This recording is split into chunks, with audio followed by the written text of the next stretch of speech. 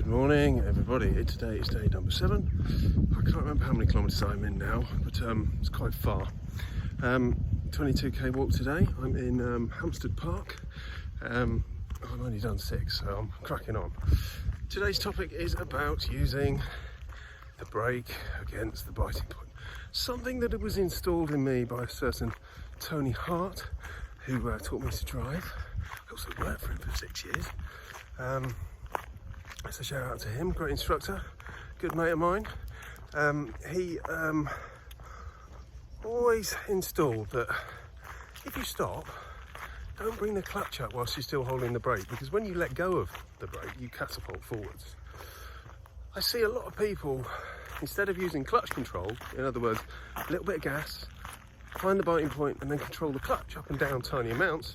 They get the biting point and then they just sit with it at that point and come on and off the brake in order to make the car go slowly forwards or backwards. The problem with that is that you're not actually learning to use the clutch. So learn to use the clutch.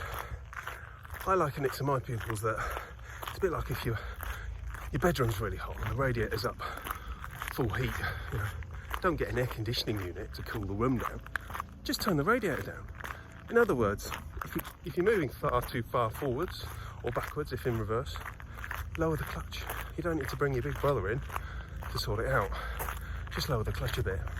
The consequences of using the brake against the clutch are long-term clutch wearage, and also problems with the transmission, because you're basically making the car try and move with an elephant on the roof. So that's all it is. So there we go.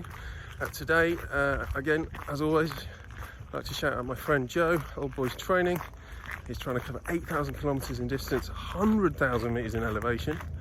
So that's where the 22k comes in. It's 8,000 kilometres divided by 365. It's called 365 Days of Action. Check out the link below. And if you feel like these tips have helped, I would love to see some donations come in for his cause. Have a good day, everybody. See you tomorrow.